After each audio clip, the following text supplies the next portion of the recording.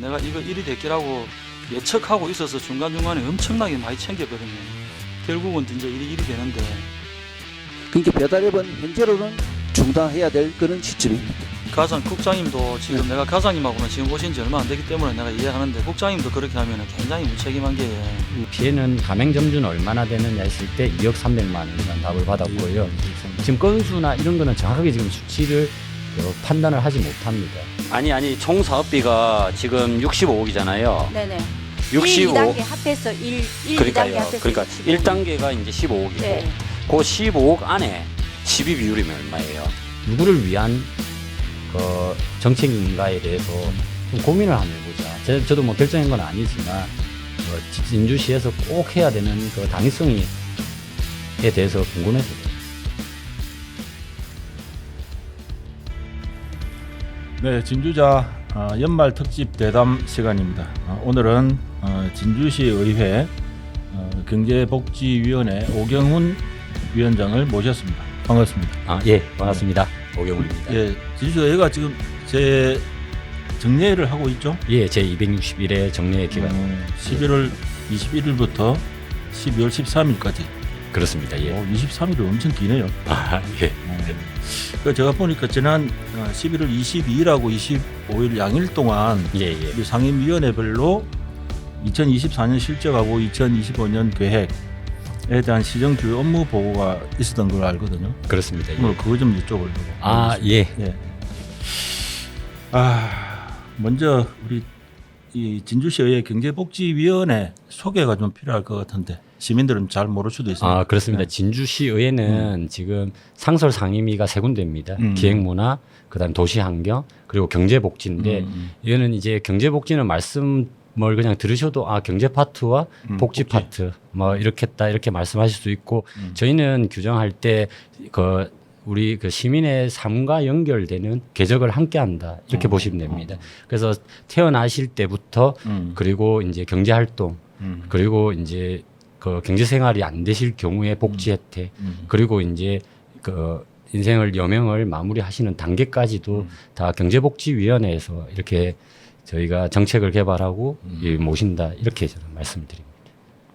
엄청나게 범위가 크네요. 상당히 그렇습니다. 그래서 예산 자체도 저희는 거의 한 50% 정도, 예, 전체 예산 중에서 한 50% 정도가 반영이 되고 있고요.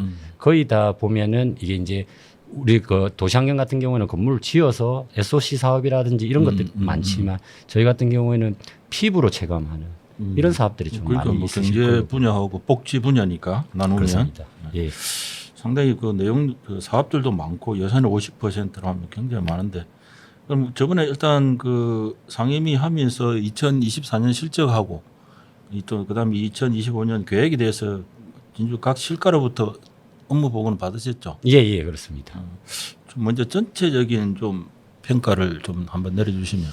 그러니까 이제 그 작년부터 해서 진주시 전체적인 예산 규모가 그 중앙부처에서 이제 예산이 내려오다 보니까 전반적으로 삭감 분위기가 많이 됐어요. 그렇죠. 그러니까 이제 아무래도 신성장 사업이라든지 새로운 사업보다는 기존에 있는 내실을 좀 튼튼히 하자 이런 예산 규모로 좀 확정을 지었는데 저희는 좀 개인적으로는 좀 아쉽게 생각을 합니다. 그 이유는 이제 지금 현재 힘든 상황일수록 지금 경제 부양을 통해 가지고 지역의 내수 진작이라든지 이런 사기를 좀 올릴 필요가 있거든요. 그러면은 저희 같은 경우에는 좀 어느 정도 예산의 규모 자체를 마이너스 재정보다는 좀 투입을 조금 더 시켜가지고 전반적으로 경제 활동에 있어서는 영향을 전혀 받지 않도록 이렇게 좀 편성을 했어야 되는데 이제 지금 현재는 다 긴축 재정으로 전반적으로 예산들이 다 삭감되는 이런 행태로 뭐 들어왔기 때문에 우리 의원님들도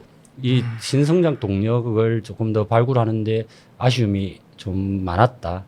뭐 이런 저희는 전반적인 평가가 있고 저희 같은 경우에는 복지 정책 복지 여성국이 있고요. 그리고 이제 또 이제 농업기술센터가 또 저희가 있습니다. 그리고 경제통상국과 평생학습원 이렇게 해서 4개의 이제 그 원장과 국장이 있는 분과인데 전반적으로 예산은 줄어들었는데 농업 예산은 조금 올랐습니다. 그래서 왜 올랐죠? 저는 이제 원래 처음에 들어왔을 때부터 농업 인구는 지금 현재 시에서 판단할 때는 이제 2만 8천여 부라고 보시는데 그 주변에 그 이제 납품하거나 도소매업까지 친다면 충분히 시 인구의 2자리가 넘는다고 보거든요. 그랬는데 예산 자체는 항상 9% 초반 이렇게 머무는 것이 지금 이제 9.8% 정도로 맞췄는데 저는 2자리가 돼야 된다고 항상 주장을 했었습니다. 근데 그 부분은 이제 농업 지원 부분에 있어서는 좀 올랐고 그리고 이제 복지 분야에도 예산은 좀 많이 올랐고요. 그래서 대체적으로 이제 기존에 있는 부분들에 있어서 지원책은 좀 강화하면서도 새로운 사업들은 또 발굴을 해야 되는 지금 시점에 이렇게 놓여 사실 있습니다. 진주가 뭐 도농 통합 도시인데 사실은 그 진주 전체 예산이나 이런 걸 보면 사실 이게 농촌 지역에 대한 지원이나 사업이나 이런 게 좀 이렇게 주목을 못 받지 않았나요? 지금까지? 그러니까 아무래도 이제 저희는 그 농업 기반 시설 자체를 무시할 수가 없습니다. 왜냐하면 상평산단이라든지 우리 산단도 농기계를 통해서 우리가 성장을 해왔고요. 뭐 대동급부터 시작해. 네, 그렇습니다. 그래서 이제 도농복합 지역의 대명사인데 그래서 이제 이 연결되는 부분들이 서로 있어야 되고 그리고 이제 지금 현재 시에서도 그 청년 창업론 그다음에 그다음 기농기촌 관련해 가지고 지원들을 지금 하고 있는 상황이고요. 하지만 이제 저희 의회에서는 그 진주 지역 내에 청년 창업론 지원도 당연히 해야 되지만 외부에서 들어올 수 있는 인력들을 육성해야 된다. 그러니까 이제 뭐 대단지 요즘에는 스마트팜이라든지 6차 산업하고 연계되는 그런 산업들을 좀 육성하고 그다음에 그 투입을 좀 해야 외부에서 들어오는 인재들, 외부에서 들어올 수 있는 청년들에 대한 부분들까지도 같이 좀 고민해야 되는 시기다. 이렇게 보고 있습니다. 그 지난해 올해 예산이 상당히 삭감이 돼서 내년 예산도 마찬가지죠. 그렇습니다. 예, 예. 좀 뭐 전체적으로 뭐 어떻게 한번 살펴보셨는지는 모르겠는데 뭐 내년 예산 역시도 아마 어려운 상황 안에서 기존의 사업들이 좀 많이 예산 삭감이 많이 된 걸로 알고 있는데 예, 부분적으로. 그리고 저희는 이제 전반 말씀드릴까요? 예. 전반적으로는 1조 8,400억의 예산에서 이번에는 이제 1조 8천억 원으로 이제 전체적으로 2% 정도 금액이 떨어졌습니다. 그런데 이제 아까 말씀드린 것처럼 복지 분야와 이제 농업 분야에서는 오히려 조금 올랐던 느낌, 올라가지고 이제 편성이 돼서 저희 의회에 넘어왔고요. 근데 이제 전반적인 구조에 있어 가지고는 다른 데도 힘들기 때문에 허리띠를 쪼여야 되는 사항들은 알고 있지만 그래도 저희가 지금 다른 데서는 기존의 기금들을 통해 가지고 예산 편성을 또 넣는 경우들이 있습니다. 그래서 긴축 재정이라 하더라도 마이너스 재정만을 고집할 필요는 없습니다. 오히려 어렵고 힘든 시기일 때 우리가 지금 IMF 이후로 더 힘들다 그러지 않습니까? 지금 코로나 이후로 소상공인들은 그때 당시 저금리로 대출받았던 그 상한들이 돌아오고 있는 시기고 그리고 지금 소상공인들이 오히려 지금 전세금을 다 마무리 진 때까지만 장사한다는 분들도 그런 이야기 계시고 많이 들리더라고요. 그런 것들을 봤을 때 소상공인들에 대한 지원 대책 이런 것들은 우리 위원회에서 필수인데 그런 예산들 자체가 좀 정액되고 더 많은 적극적으로 지원하는 이런 것들이 있어야 된다라고 저희는 주장을 하고 있습니다. 그래서 저는 이제 경제복지위원회 상임위원회 이제 그 하는 거 1차, 2차 다 봤는데 엄청나게 오래 하시더라고. 3시간, 4시간씩 막. 근데 조금 이제 아까 우리 위원장님 말씀하셨지만 또 이제 경제 분야에 있어 가지고 청년하고 소상공인 이제 이런 쪽에 대한 이야기들이 좀 많이 나오지 않을까. 아마 어려우니까 그렇게 생각을 했었는데 막 그런 부분들에 대해서는 크게 이야기가 좀 없었던 것 같고 그래서 이제 내년 예산을 지금 다 한번 보셨습니까? 혹시? 예, 지금 계속 보고 있는 중입니다. 예.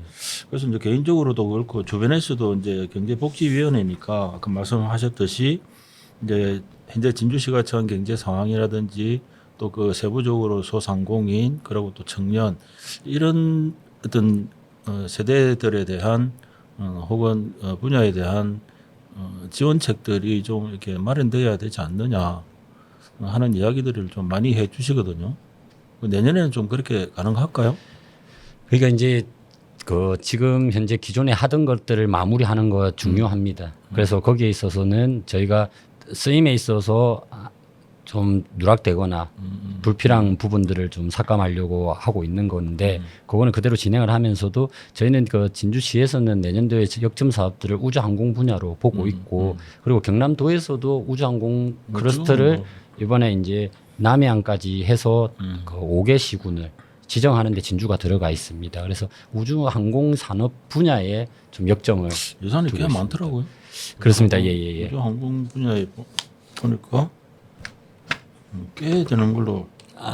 그러니까 이제 이거는 또 다른 과하고도 녹여져 있는 부분들도 있기 때문에 이제 저희가 딱 그냥 얼마다 이렇게 하긴 그렇는데 저희가 그 진주시에서 시정 연설을 발표한 거에 따르면은 지역 혁신을 위해서 863억 원을 편성했다. 이렇게 해서 우주항공 산업 분야에 그 투입을 하겠다. 뭐 이렇게 또 발표를 했습니다. 거기 내용에는 보면은 이제 AAV 실증센터가 이제 우리가 이반성의 카이 해전익 비행센터에 들어올 것이고 카이 해전익 비행센터도 이제 올해부터 운영이 가능하기 때문에 직원들이 한 100여 명 투입이 돼서 이제 처음 우리가 그 판단했던 그 사업의 궤도까지 오른다면은 지역 내에서 일자리들을 충분히 만들 수 있을 거다.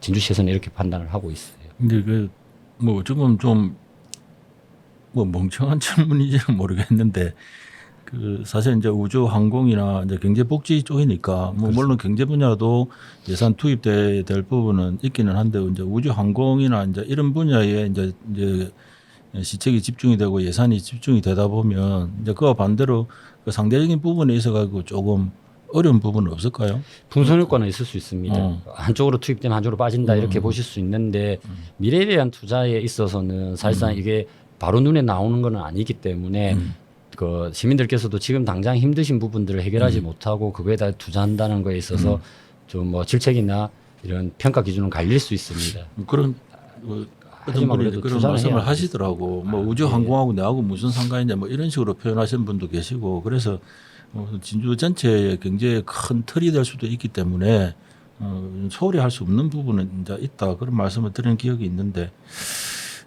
그러면 일단 좀 돌아가가지고 2024년 그 실적 보고에서 경제복지위원회 안에서 뭐 좀 나온 이야기들이 있습니까? 일단 이제 지금 현재 상임위 자체는 조금 그 어수선한 분위기는 있습니다. 왜 그러냐면 진주시에서 그 이번에 행정기구 개편을 해가지고요. 그 이제 그래서 그 국이 이제 6개국 체제에서 본청 8개국 체제로 변화가 옵니다. 그 저희 경제복지도 뭐 다름이 없는데 저희는 이제 평생학습원이 이제 4급 국장기구에서 체육진흥과하고 합쳐갖고 교육체육국으로 해서 기획문화로 갑니다. 예. 그리고 저희 같은 경우에는 보건소가 이제 들어오게 되고 그다음에 인구청년 정책 담당관이 신설이 되거든요. 그래서 제가 아까 생애 주기별로 저희 위원회에서 그 시민들을 모실 수 있다라고 말씀드린 이유가 인구청년 정책 담당관이 이제 신설되는데 거기에서 아까 말씀하셨던 모든 분야들이 다 적용될 것으로 보이고 그래서 이게 질의할 때도 조금씩은 이제 보내드리는 느낌도 있고 이제 저희 같은 경우는 시립도서관 같은 경우도 제가 항상 독서에 있어가지고 권장을 해야 된다라고 말씀을 드리면서 했던 예들도 굉장히 많습니다. 그래서 그런 부분들 끝까지 좀 챙겨져서 반영될 수 있게끔 당부 말씀으로 이렇게도 했고 이런 정리들을 하는데 24년도에 저희 전체적인 마무리는 저희가 사실 평가하기보다는 지금 뭐 저는 지역구가 이제 상대 하대 상평동인데 자유시장만 가도 저희 평가는 나옵니다. 그러니까 어르신들께서는 지금 그 저희가 정장 입고 이렇게 다닌다 이렇게 생각을 하시면서도 굉장히 힘들어 하시거든요. 그렇기 때문에 저는 25년도에 제가 그런 말씀을 드리는데 저 진주의 경미를 찾아야 된다. 뭐 경우의 동생 경미가 아니라 진주의 경제와 미래를 설계할 수 있어야 되거든요. 그래서 그런 형태가 좀 필요하고 사실상 반성과 저희 좀 자책을 하는 제 개인적으로는 그런 시간이었고 우리 경제복지위원회에서도 25년도에는 어떠한 지표든 간에 상향할 수 있게끔이라도 만들어서 진주시 브랜드 자체가 경제 복지 분야에 있어서만큼은 올라갈 수 있도록 해야 된다라고 그 시의회 차원에서 질의를 다 그렇게 담아서 하고 있다라는 말씀을 드리겠습니다. 그래서 제가 이제 경제복지위원회 이제 상임위원회 이렇게 이제 저 실적 보고하고 이제 계획 보고하는 걸 이제 제가 사실은 처음 봤거든요. 아, 그 인터넷으로 이제 올라와 있으니까 이제 올라오면서 이제 이게 지난해 했던 이제 올해 2024년도 그 추진 실적이나 이런 부분들에 대해 가지고 시의회가 너무 시간적으로 너무 촉박하지 않나. 그 한 개 한 개 국이라든지 가까이에서 수행하고 있는 사업들에 대해서 좀 면밀하게 살펴볼 수 있는 그런 여유가 좀 없지 않나 하는 생각도 좀 들고, 물론 뭐 이제 추진 이야기도 각국의 과 이야기를 들어보면은 뭐 거의 현재 추진 중이고 완료 사업들은 뭐 몇 가지 되지 않고 계속 사업으로 이렇게 많이 넘어오고 있는 중인데, 그래서 시의회에서 막 이게 시의원들은 한두 개도 아니고 이거 한 7, 8시간 이게 고생한다. 정말 고생하는구나라는 생각이 들더라고요. 이게 보지 않으면 아마 모르실 거예요. 그래서 이제 그 여러 의원님들이 말씀하셨는데 저희들도 이제 위클리 이슈에서 한번 다뤘던 적이 있습니다. 이제 배달의 진주. 예. 근데 그 이야기가 좀 제법 길게 됐죠, 그날. 그렇습니다. 이거는 그 진짜 처음에 생기고부터 계속해서 경제복지에서 다뤘던 사실 내용이고, 부작용을 염두에 두고 언제든지 이게 파산의 기미가 있기 때문에 위원들께서 거의 숙지가 다 돼 있는 상태에서 이번에 그 11월 달에 그 중단하는 사태에 이르렀어요. 그러니까 이제 우리 그 전임 위원장이신 윤성관 위원께서 이제 너무나 잘 알고 계시니까 질의를 많이 이어갔습니다. 그래서 지금 그거 돈 내주는 것도 제가 볼 때는 좀 문제고 우리 행정에서 좀 잘 좀 챙겨야 되고, 내가 이거 출발할 때부터 엄청나게 문제가 많았는데 내가 이거 일이 됐기라고 예측하고 있어서 중간중간에 엄청나게 많이 챙겼거든요. 결국은 이제 일이 되는데, 그러니까 배달앱은 현재로는 중단해야 될 그런 시점입니다. 국장님도 지금 내가 과장님하고는 지금 오신 지 얼마 안 됐기 때문에 내가 이해하는데, 국장님도 그렇게 하면은 굉장히 무책임한 게, 우리가 이거 출발할 때 코로나와는 관계 없어요. 시기가 코로나 시기였고, 이거는 우리가 시민들한테 혜택을 주려고, 왜냐하면 예를 들면은 뭐 지금 대기업 그 배달앱이 수수료나 이런 것들이 많으니까 그런 걸 줄여주려고 우리가 시민들한테 혜택을 주려고 공공앱을 준비했거든요. 코로나 때문에 준비한 게 아니란 말입니다. 시기는 코로나 시기인지 몰라도 이게 정확하게 표현을 해야 돼요. 지금 방송에 나가고 있는데. 그 처음 취지부터 출발할 때 원래 한 군데 업체를 주는 것이 아니라 세 군데 업체를 줬기 때문에 서로 간에 경쟁을 시킨다라고 시에서는 생각했지만 선택과 집중이 떨어졌다. 그리고 또 두 군데는 파산을 했고 그 한 군데 업체가 맹맥을 이어갔는데 그 또한도 컨텐츠나 이런 그 것들이 업체도 약했다. 같은 그럼 동업이 동업 형태라고 하지만 일단 세 개 업체를 지원했다는 거. 이제 우리가 이거는 직접 지원은 안 됩니다.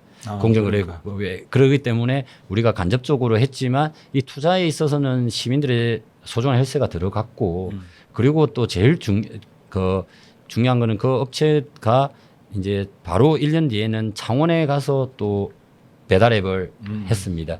그러니까 전반적으로 유지할 수 있을 것인가에 대한 고민들이 많았고요. 그래서 경제복지위원회에서는 이제 대구나 이런 데 선전 좀 잘 돼 있는 곳에 가서 뭐 견학도 하고 저희가 숙지를 많이 했는데 결국은 이제 중단이 됐고, 그래서 제가 이제 그 질의하는 과정 속에서도 그러면 진주시가 배달의 진주라 해서 화모도 넣고 앱도 그 디자인까지 해가지고 거기서 홍보를 했는데 진주시에서 책임이 없을 수가 있느냐. 그래서 그러면 그 소비자들은 피해는 가맹점주는 얼마나 되느냐 했을 때 2억 300만 원이라는 답을 받았고요.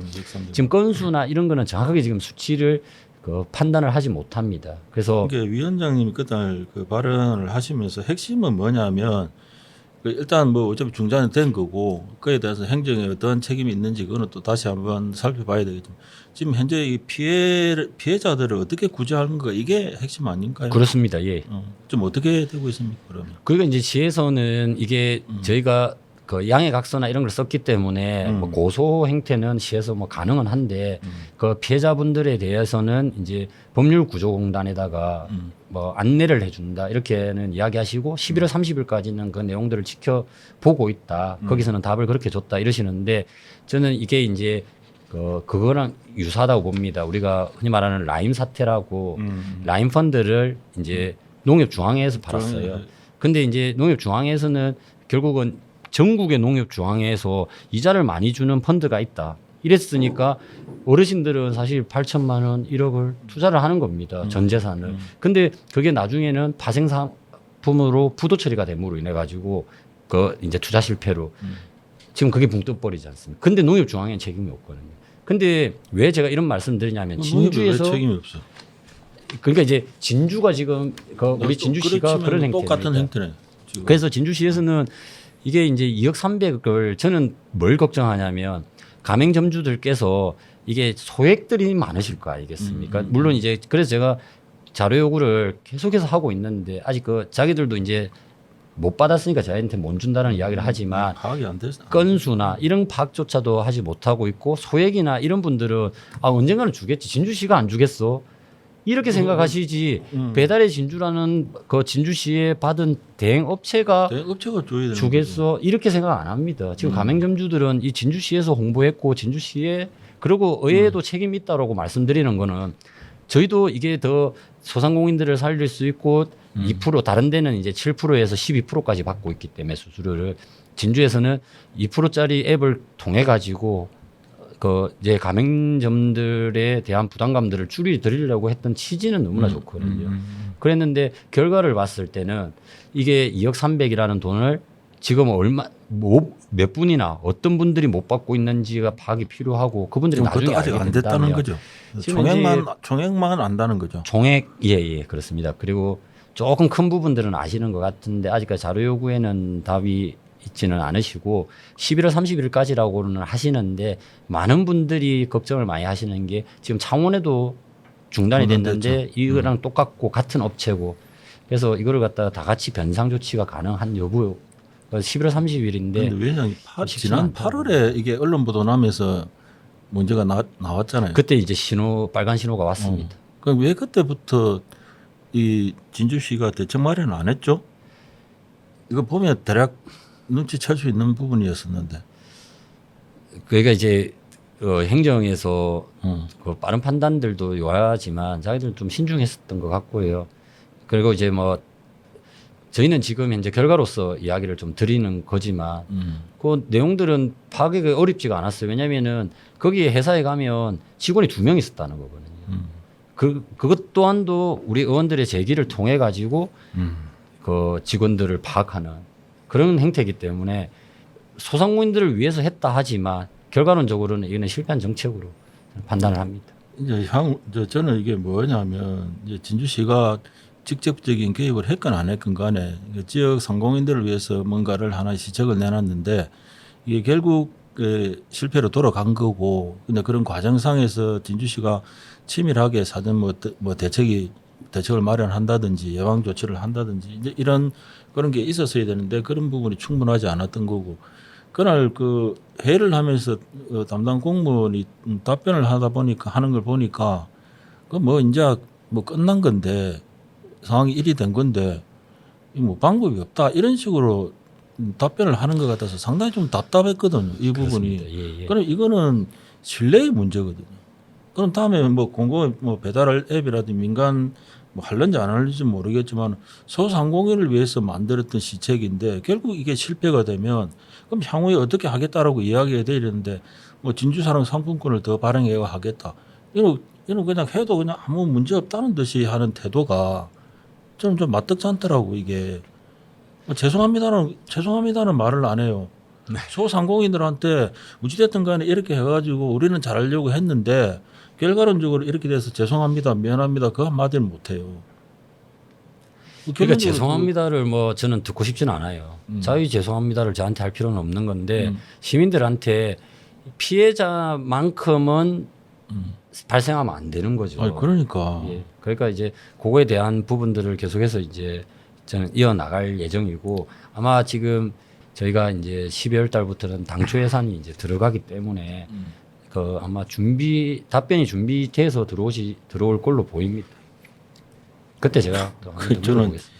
그 어차피 지금 현재로서는 시는 책임이 있는 게 아니고 사실상 보면 그 운영업체, 대행업체하고 소상공인들 간의 문제가 지금 현재 되어 있는 거고 시는 중재자로서 지금 뭔가를 역할을 해야 되는데 제가 볼 때는 잘 됐으면 좋겠는데 쉽지 않을 것 같아요. 예, 이게 돈이 적은 돈, 나 2억 300만 원 이게 적은 돈 아니거든요. 그렇습니다. 예. 대행업체가 그래서 이제 그런 부분이 좀 답답했다라는 생각이 듭니다. 물론 뭐 시가 민간이 저게 다룰 때 민간이 그 공공이 민간을 이길 수 없다라는 그런 이야기도 있었는데 이는 이기고 지고의 문제가 아니라 소상공인들에게 어떠한 방식을 통해 가지고 재단의 지원을 해줄 것인가에 대해서 고민하고 그 결과에 책임지고 그 결과가 나쁘면 그에 대해서 다른 대책들을 후속 대책을 내놓고 하는 이런 게 바른 절차인 것 같은데 그냥 한번 하다가 아 이거 잘못됐으니까 어쩔 수 없습니다. 뭐 마무리는 뭐 하겠습니다. 뭐 법률구조공단에 뭐 연락해가고 돈 안 주면 고소하고 고발하고 이게 이제 바른 행정의 절차인지 거기에 대해서 좀 그걸 보면서 의문이 들더라고요. 뭐 윤석열 의원도 계속 이 부분에 대해서 이제 이야기를 했고 전체 의원님들이 다 그러셨는데 이게 이제 예견된 결과라고 제가 말씀드리는 이유가 지금 만 4년째입니다. 근데 거기에 콜 수를 보게 되면 콜 금액 자체가 이제 78억 원 정도를 금액을 했어요. 거기에 2%를 떼지 않습니까? 2%를 떼면 1억 6천입니다. 단순하게 계산했을 때. 1억 6천을 4년 동안 인건비로 줬다는 거죠. 예를 들면. 그러면은 그 4천만 원씩 줬는데 직원이 2명이면 4천만 원을 2천만 원씩 나눴으면 한 달에 150 주는 행태입니다. 근데 수익 구조는 원래 안 난 겁니다. 이게. 그런데 이걸 갖다가 계속해서 고집을 했던 이유. 그래서 이제 윤석열 의원께서도 다른 데는 재단을 통해 가지고 좀 더 현실성에 맞게끔 투자를 했는데 바로 주면 안 되니까.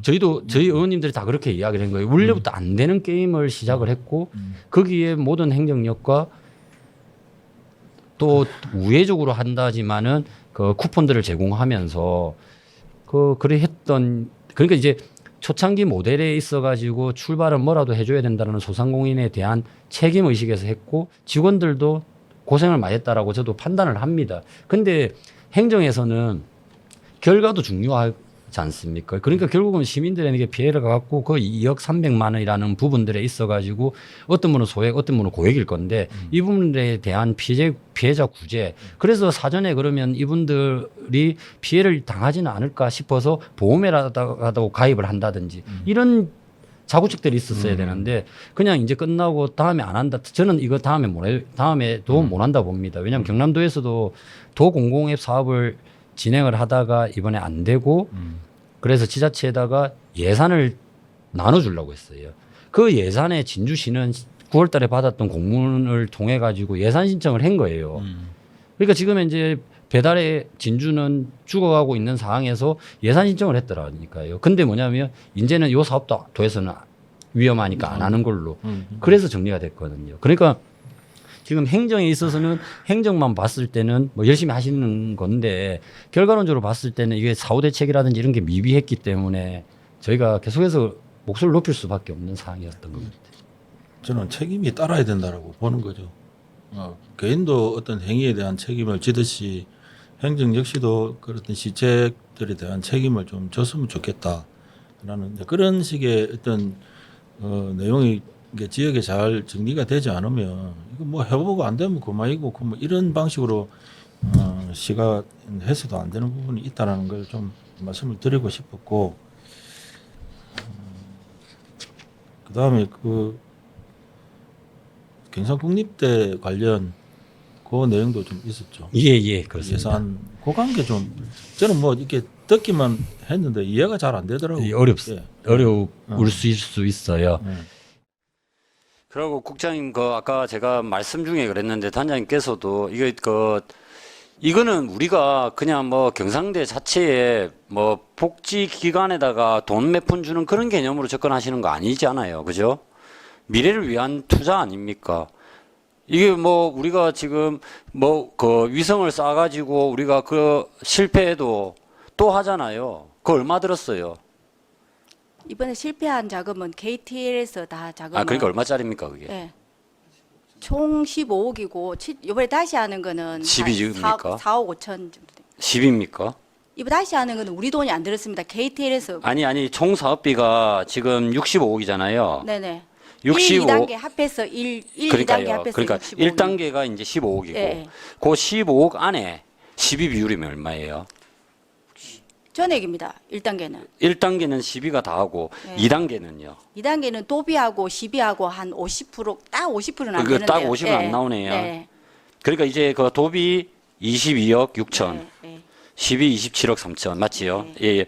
그러면은 요거 1단계에 할 때 그러면은 우리가 요거 사업들을 할 때도 어떤 결과 중요합니다. 그래서 그 이야기는 제가 추경 때나 하려고는 하는데 이제 예산 요즘의 규모에 봤을 때 시에서도 힘들지 않았겠습니까? 예산 편성을 할 때 이런 게 있습니다. 그러니까 이제 그 기획 예산을 담당하는 파트에서는 전체적인 예산 규모 자체를 잡아야 되고 그러면 각 부서에다가 일단 예산 자체를 삭감 계획을 좀 수립을 합니다. 그리고 나서 그 이제 또 예산도 위원회를 열어서 자체 내에서 정리를 하기 때문에 필요 예산, 필요 불가결한 예산 막 이렇게 구분을 해가지고 이제 정리를 하는 과정 속인데 이제 저희는 그 대응 자금에 대해서 좀 말씀을 드렸던 거예요. 이게 그냥 탁 들으시면 그거 뭐야 이러실 수 있는 거가 뭐냐면 경상대학교에서 지금 우리 교육부 내지는 가기부 이렇게 중기부 이렇게 해서 매칭 사업이라는 게 있습니다. 그래서 이제 그 학교 얼마, 그 다음에 경남도 얼마, 그 다음에 이제 뭐 가기부 얼마. 거기에 하나는 진주시 시비가 들어가야 되는 거예요. 그러니까 이제 그게 이제 비율을 딱 맞췄을 때 같이 집행을 합니다. 그러니까 지금 이제 저희 그 논의 과정 속에서는 한 14억 5천만 원 정도가 지금 대응 자금으로 필요하고 그 17개 분야라고 했는데 이게 지금 파악 중에 있는 사항이긴 한데요. 그래서 부서에서도 자기들이 이게 참 힘든 사항들을 결정했다라고는 이야기를 하는데 50% 삭감을 그 전반적으로 원래 계획을 했었어요. 그렇더라고. 그래서 이거를 한 건 한 건 들여다봤을 때는 정말 다 필요 불가결한 사업이고 제일 중요한 거는 이제 협약에 의해 가지고 이 사업이 진행이 된 겁니다. 그러니까 우리가 공모 사업을 진행할 때 지자체 비율이 있기 때문에 그 공모 사업을 받을 때 그걸 사인을 받아서 이제 그 진주시장과 뭐 대학과 이 경남도와 이렇게 협약을 통해 가지고 사업을 진행하는 건데 저는 이게 아까 말씀하신 것처럼 신뢰의 문제라고 보는 거예요. 협약이 뭐 법적인 효력은 없죠? 예. 뭐 법적인 효력은 없지만은 그 평가 기준에는 당연히 들어가야 되는 거고 이게 만약에 그 협약을 어길 경우에는 또 차후에 경상대의 신뢰도 있는 거고 진주시의 신뢰도 물론 말할 거 없고요. 그래서 이 예산들이 지금 좀 그 50% 삭감된 게 다시 살아나고 막 이런 과정들이 있어서 이번에 예산 편성할 때 좀 시간이 오래 걸린 것도 있는데 그 중에서도 지금 예산이 좀 줄어든 게 있어요. 그래서 그거를 이제 저희는 이번에 예산하는 과정 속에서 그 계속해서 이제 주장을 하는 게 오늘 같은 경우에도 우리 추경 때 대응 자금이라 해갖고 이제 5,600만 원 정도. 그러니까 이게 내용을 봤을 때 그 필요한 사업이었기 때문에 진주시에서도 협약을 통해서 했든지 진주시에서 공모 사업을 하는데 거기에 금액도 대응 자금이었거든요.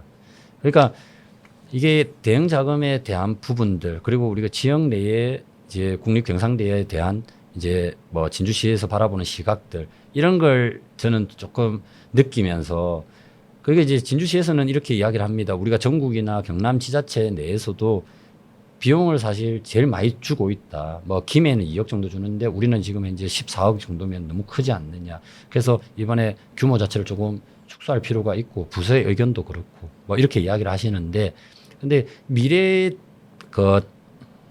이에 대응하는 예산이기도 하면서 이거는 계속해서 협약을 통해 가지고 1년 한 번에 끝나는 것이 아니라 이게 5년 정도까지로 1, 2차, 3차, 4차, 5개년 계획이 수립되어 있는 사업이고 그래서 지금 현재 진주시에서는 만약에 1억을 태우지만 나중에 이 사업 자체는 그 국도비를 다 포함해서 5년을 봤을 때는 지자체에서는 마중물로 도와주는 정도지 이게 우리가 다 해주는 사업은 아니거든요. 근데 이걸 50%로 삭감을 했을 경우에는 전반적으로 다 금액이 감액되기 때문에 다음 해에 이 사업이 될지에 대해서 불투명하다는 또 의견들도 많이 있어요. 그 실리 문제라고 일단 생각하고 저는 이걸 이제 단순히 경상국립대 산학협력단 간의 이제 사업 이런 개념으로 보기보다는 진주시가 지금 줄기차게 주장하고 있는 게 바이오 산업하고 지금 이제 우주항공 산업 쪽으로 역점을 두고 있지만 얼마 전까지만 해도 바이오 산업 쪽으로 엄청나게 역점을 뒀잖아요. 그렇습니다. 그런 차원에서 볼 때 미래 인력 양성이라든지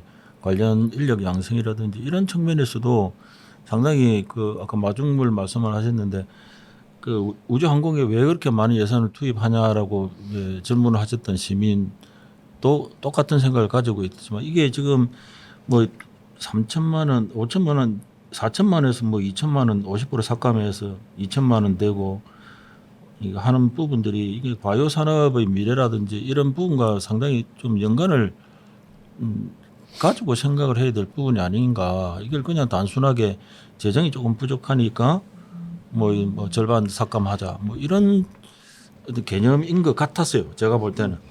그렇습니다. 접근하는 태도 자체가 접근하는 태도가 그런 이제 부분인 것 같았어요. 그래서 진수가 어찌 보면은 일반적으로 삭감을 해버리면 연차 사업으로 하게 돼 있는데 그게 이제 중단될 수도 있는 부분이 있고 이러기 때문에 이 부분이 좀 중차대한 사업이라고 보면 볼 수도 있는데 일괄 50% 삭감 그런 거는 그 각 사업단에 대한 사전 접촉이라든지 사업의 중요성이라든지 이런 거에 대해서 면밀하게 살폈나 하는 그런 의문이 들더라고요.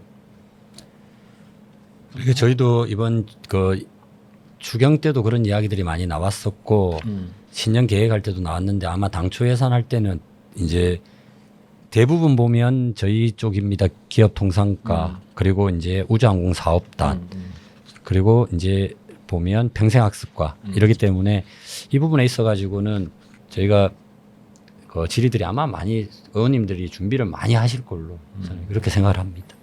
그러니까 진주시의회가 어떤 활동을 하느냐에 따라서 진주시의 태도가 저는 많이 바뀔 거라고 생각해요. 그래서 진주시의회 역할이 중요하다는 거고 지금 과거와 달리 이제 시의회가 각 분야별 위원회별로 소관 사업 부서별로 이렇게 자꾸 챙기면 시의 태도도 좀 안 바뀌겠어요? 그냥 뭐 모른 척하고 있다가도 자꾸 시의원들이 물어보면 뭐 자료라도 준비할 거고 대충 넘어갈 것도 한번 챙기지 않을까 이제 그런 생각이 들고 그다음에 이제 오 의원께서 우리 뭐 가족 분조 처리장 이야기지만 그거는 또 많이 했기 때문에 예. 그 다자녀 가정 혜택을 좀 쉽고 빠르게 하자 이렇게 예. 발언을 하셨죠. 예, 그 어떤 내용인지 좀 소개를 좀. 그러니까 이제 다자녀 혜택이라는 그 용어나 이런 거는 이제 중앙부처에서 다 생성된 겁니다. 그래서 대부분 지자체가 올 초에 이제 다자녀 기준을 만 18세 이제 세 자녀에서 두 자녀로 바뀌었어요. 근데 두 자녀도 바뀐지를 모르시는 분들 많으셨고 그리고 이제 혜택들이 그러니까 혜택들이 저도 이걸 하면서 사실 좀 찾았던 부분입니다. 그래서 지금 그 다자녀에 대한 부분들은 굉장히 많이 있습니다. 우리가 다자녀 학생 교육비, 뭐 입학 준비, 물품 구입비 지원, 그다음에 국민연금, 뭐 출산 크레딧, 그다음에 뭐 다자녀 가정 대출 플러스 뭐 이런 것들이 있는데 저는 이야기했던 것이 뭐였냐면 공영 주차장 경감도 있어요. 근데 공영 주차장을 경감을 하려면 주차비 그리고 이제 뭐 자동차 등 그 취득세도 이제 감면해 주는데 두 자녀 이상 되든지 세 자녀 이렇게 기준은 다 있지만 그걸 이제 시민들께서 일단 모르시는 것 같았고 그래서 일단 두 자녀 이상 가능할 경우에는 지금 공영 주차장은 50% 할인이 되는데 그 할인에 있어 가지고도 우리가 아이누리 경남 카드가 하나 있습니다. 그래서 이제 가셔서 카드를 받으셔 갖고 카드를 소지하고 있어야 이게 되는데 이제부터 우리가 지금 현재 저출산의 인구 절벽이라고 이야기를 하면서 결국은 다자녀의 기준이 왜 2명으로 바뀐 거냐면 저희도 이거 뭐 판단하건데 저희도 진주에도 첫째 아이들은 지금 출생수가 비슷하게 나옵니다. 근데 둘째부터는 급격히 떨어지거든요. 그러니까 지금 제가 다른 롤 모델들도 지금 찾아서 다음에 인구 청년 정책 담당관이 오게 되면 그 이제 계속해서 토론을 좀 하려고 하는데 둘째부터가 안 나오기 때문에 그래서 둘째 친구들을 만났던 키우시는 부모님들은 이제 조금 더 혜택을 주자 이런 거라서 공공주차장 같은 경우는 충분히 그 혜택을 받으셔야 되고 그래서 카드보다는 안 되면 스티커라도 하나 차에 붙일 수 있게끔. 그럼 차에다가도 붙여 놓으시면 그 나가실 때 이제 계산하기도 편하시고 그리고 이제 또 다른 지자체 같은 경우에는 그 자동화 시스템을 좀 구축을 해놨어요. 그래서 이제 차량들이나 내지는 이제 그분 신분을 보여줬을 때 좀 감면을 빨리 받을 수 있는. 그러니까 이제 요즘에는 뭐 영화관이나 이런 데서도 혜택들도 많이 있으니까 그래. 지자체하고 연계해서 그 뭐 그런 행태를 조금 대폭적으로 확인을 하자. 그리고 기존에 있는 거기 때문에 더 활용을 하자. 뭐 이런 취지로 제가 그때 좀 말씀 좀 드렸었습니다. 진주에 다자녀 그러니까 우리 그 다문화 가족들이 진짜 꽤 많잖아요. 이 다자녀, 다문화 다문화도 많죠. 다문화도 다자녀. 많죠. 예. 그럼 이게 일단 이제 다자녀 가정을 대상으로 하자는 거죠. 예. 다자녀는 일단 출생 숫자가 그 직결되기 때문에 그 이제 뭐 애기들 왜 두 명으로 또 바뀐 이유 자체도 아까 말씀드린 것처럼 첫째는 비슷하게 생기지만 둘째부터가 급격히 떨어지는 행태이기 때문에 지금 중앙부처에서는 목숨을 걸고 있는 거거든요.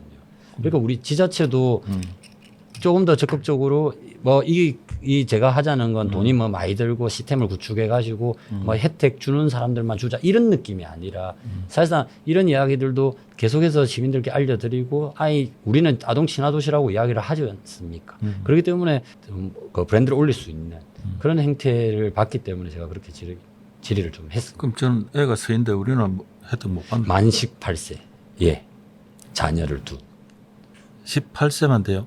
이하로 예 이하로. 그렇습니다. 예. 세장가 안 가면 안 되는 거네. 아이고 무슨 소리?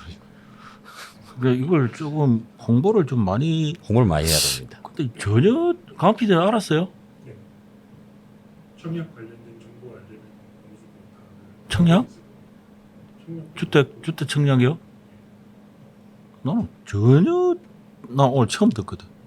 저한테 그래서 이걸 보시고 음. 연락 주신 분들 많으셨어요. 그럼 이걸 혜택을 받으려면 현재까지는 이제 혜택을 더 드리자는 그거잖아요. 아니 기존에 있는 것도 좀 잘하자는 취지와 절차를 이걸 시스템화하자는 겁니다. 좀 간편하게. 제가 뭘 더 여차라고 주장한 건 없고요. 그거는 제가 내년도에 제가 좀 지금 더 넣으면 안 돼요? 스웨덴이라든지 이 사례들이 좀 있습니다. 그래서 그거를 이제 말씀을 드릴 거고 지금은 기존에 있는 거라도 홍보 잘하고 이걸 체계적으로 관리를 해가지고 사실상 혜택 받는 사람들 숫자까지도 시에서 데이터화해서 체계적으로 관리를 해야 된다는 거지. 그럼 내년에 그 인구 청년 정책 담당관 만든다면서요? 예.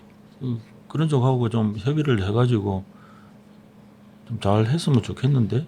그러면 그렇습니다. 굉장히 호응이 있을 것 같은데. 그러니까 이제 저희 같은 경우는 보건소도 들어오니까요. 보건소도 같이 하게 돼서 그러니까 이제 불임, 난임 치료, 그다음에 여성가족과에서도 이게 다 연계되어서 사업들을 좀 일관성 있게 저희 위원회에서 할 수 있는 거라서 저희도 뭐 공부를 많이 하고 또 그 시하고도 계속해서 이제 좀 논의를 많이 하고 서로 공부를 좀 많이 해야 되는 그 시기가 왔고. 이거는 뭐 크게 예산을 들여서 들 필요가 없는 거잖아요. 현재에서. 지금 제가 이런 말씀드린 거는 비용이 많이 발생을 안 하는데 저는 더 많이 투자를 해야 된다 생각을 해요. 아니, 예. 이제 거기 인구 정책이나 뭐 지방 소멸 뭐 이런 측면에서도 하는 대안이라기보다는 그걸 좀 줄일 수 있는, 좀 더디게 할 수 있는 뭐 그런 부분일 수도 있는 거 아닙니까? 현재로서는. 그러니까 이제 뭐 국민 없는 국가는 있을 수 없는 거니까 지방이 소멸되고 그 지역 자체가 생존 위험이 있는 상황에서 뭐 선택할 수 있는 길은 몇 가지 없다고 봐지고요. 저희는 뭐 큰 틀에서는 기업 유치를 통해 가지고 지역 내에서 사실상 결혼하는 분위기를 만들려면 어떤 분은 그런 이야기 하시더라고요. 아니, 누가 결혼합니까? 젊은 사람이 결혼한다. 젊은 사람이 그러면 진주에 있습니까?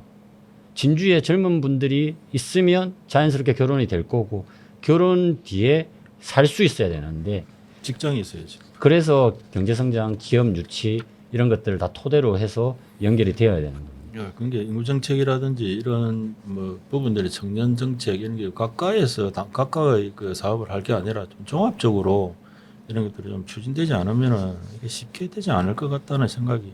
왜냐하면 지금까지 계속 인구 감소하고 지방 소멸 이 이야기는 계속 진행 중이잖아요. 그렇습니다. 예. 그런데도 불구하고 그에 대한 대책들이 뭐 크든 작든 간에 계속적으로 좀 나왔으면 좋겠다라는 생각을 이 같은 경우에는 상당히 좋은 질의를 하신 거.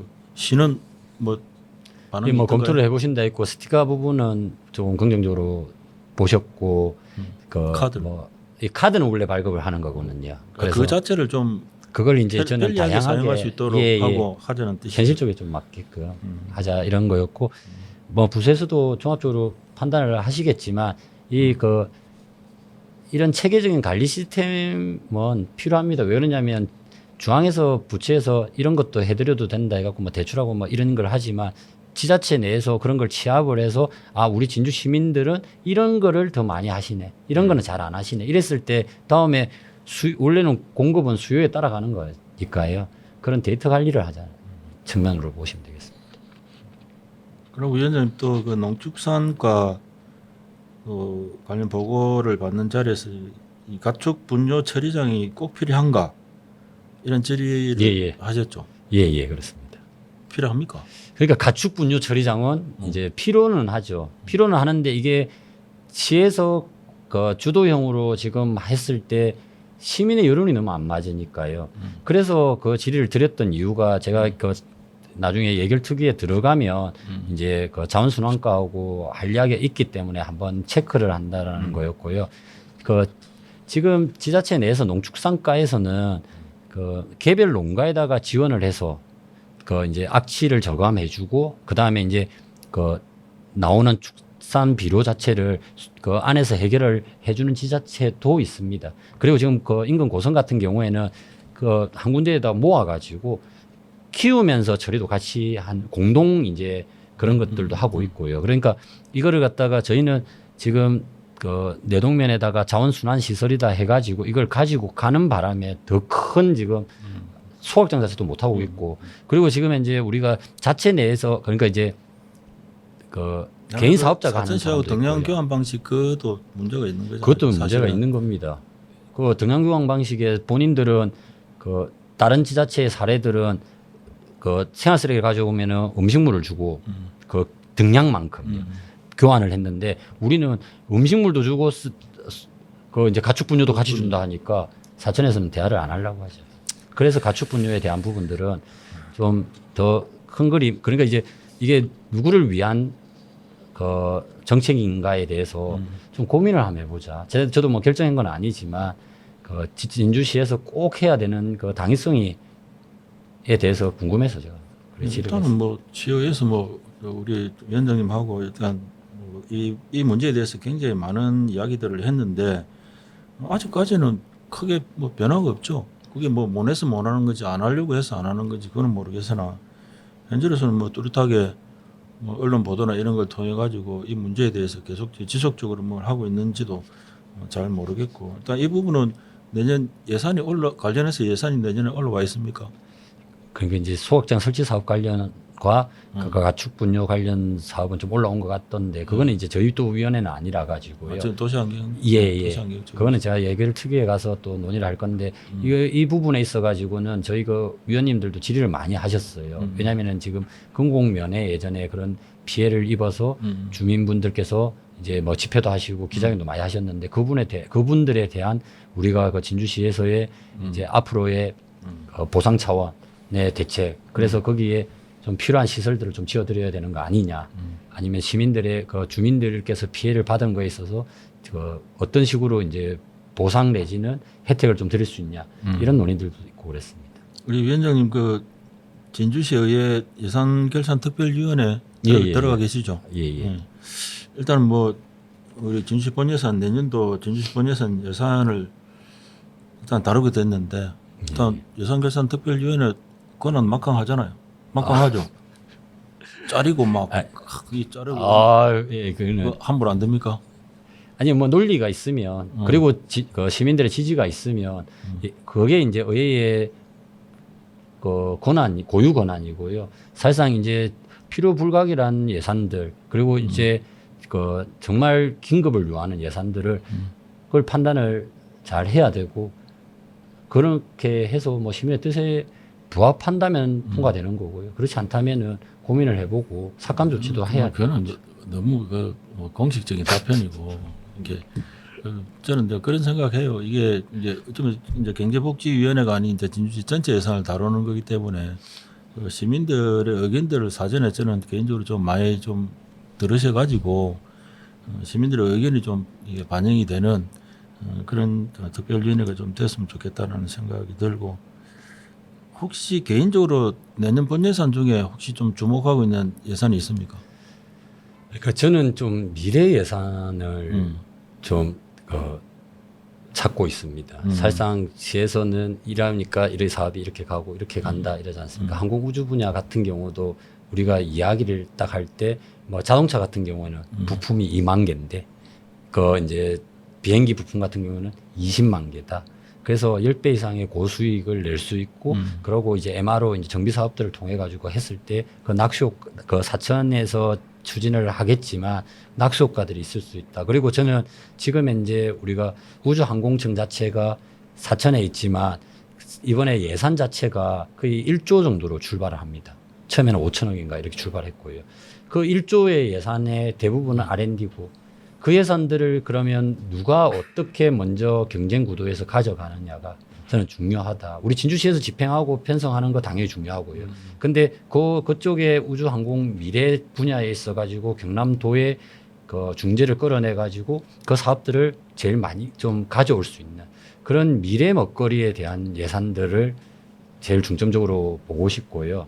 그리고 이제 우리가 지원을 해주는 그 지원 체계에 있어서도 좀 더 좀 촘촘하고 오히려 이제 사각지대의 노인분들께서 그 혜택을 못 보는 일들은 없어야 되기 때문에 그런 행태를 좀 많이 좀 보려고 개인적으로 하고 있습니다. 우리가 바이오 산업이나 이제 우주 항공 산업을 진주의 주축 산업으로 만약에 생각을 하고 있다면 지역에 있는 산업 구조 개편이나 이런 데에 대해서도 좀 관심을 가져야 되지 않나요? 그러니까 이제 그 산업 구조 고도화는 정말 지금 필요한 사업인데 그 사업주가 다 감당하기는 어렵습니다. 그래서 이게 이제 저희도 다른 지역처럼 뭐 스마트 산단 내지는 이런 사업들이 있는데 이게 카이 같은 경우에는 보니까 저 라인을 납품하는 업체들 봤을 때는 라인이 2기가 들어가야 되는 거죠. 생산은 1기로 하는데 왜 그러냐면 이게 사이드 이게 라인이 반드시 있어야 이게 만약에 사고가 났을 때도 바로 생산이 나갈 수 있다.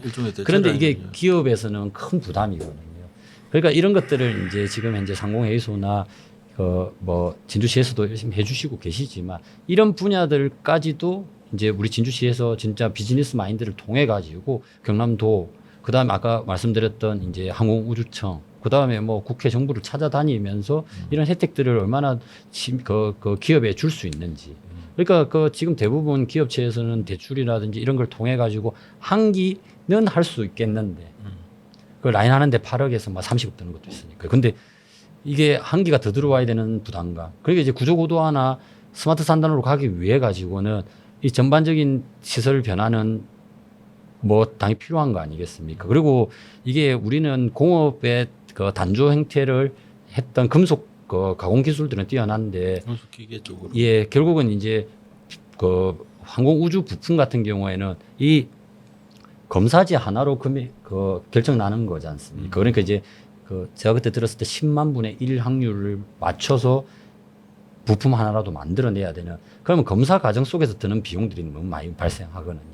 그러니까 그런 것들을 좀 세부적으로 들어가면 이게 뭐 논의가 좀 힘들고 이게 그냥 일반적으로 상식적으로 생각할 때 우리 진주시가 추구하는 산업 경제 방향 이런 것들이 바이오면 바이오에 맞게끔 산업 구조 고도화를 어떻게 해 나갈 것이며 우주 항공이면 어떻게 해 나갈 것이며 이런 거에 대한 좀 이게 지역의 준비가 필요하지 않나 그런 말씀하시는 분이 계시더라고.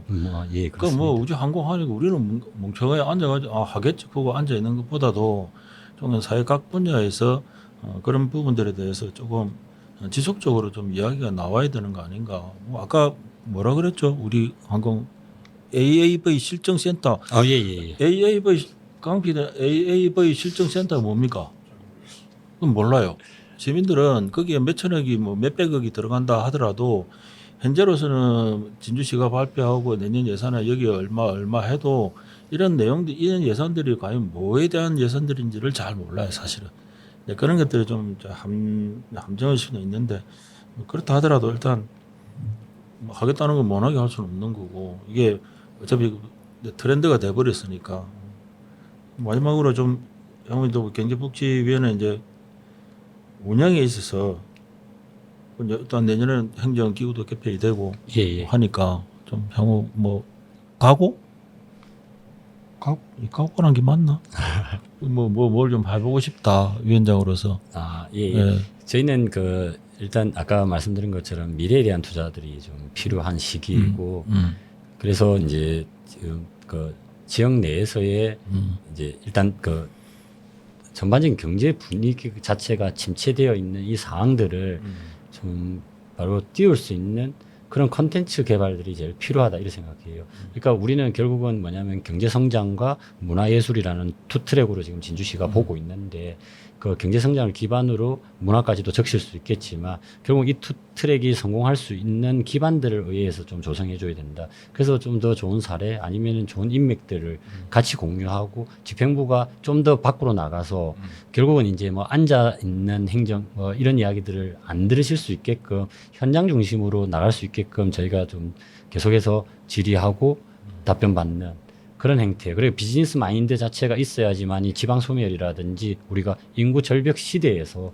경쟁 구도를 만들 수 있다. 그러니까 결국은 다른 지자체 같은 경우에는 뭐 다 준다는 거지 않습니까? 지금 뭐 전부 다 준다는 거, 집도 줄게, 농사 짓고 땅도 줄게. 거기는 법이 없어서 그러는 건 아니지 않습니까? 근데 우리 진주시에서 지금 현재 다른 모 기업들이 빠져나간다 했을 때도 저희는 빠져나가는 줄 몰랐고 논의 자체가 된 줄 몰랐고 그것도 저희 잘못일 수 있지만 결과를 보고 질타할 때는 늦더라는 거지.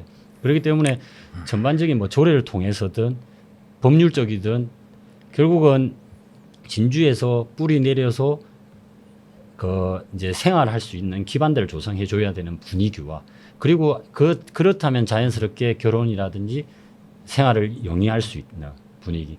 그래서 저희는 생애 주기 맞춤별 계획이나 플랜이 위원회 차원에서 수립이 되어야 된다.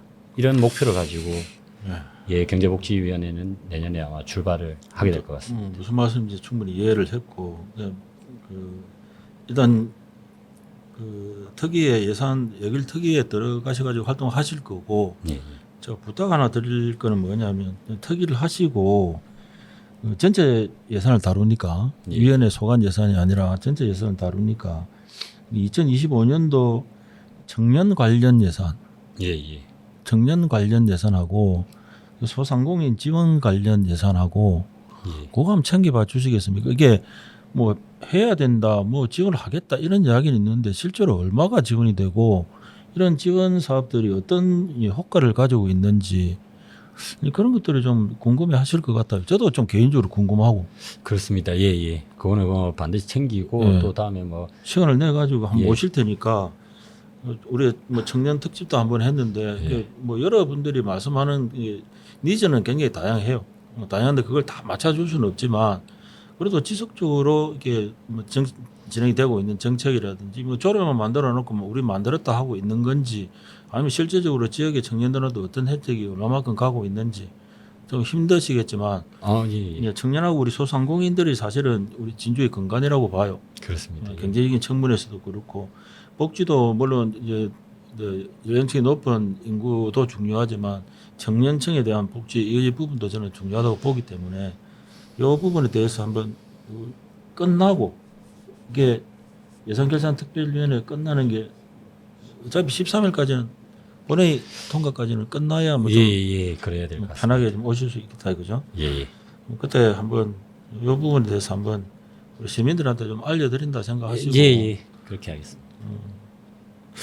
오늘 이게 뭐 우리 평론에서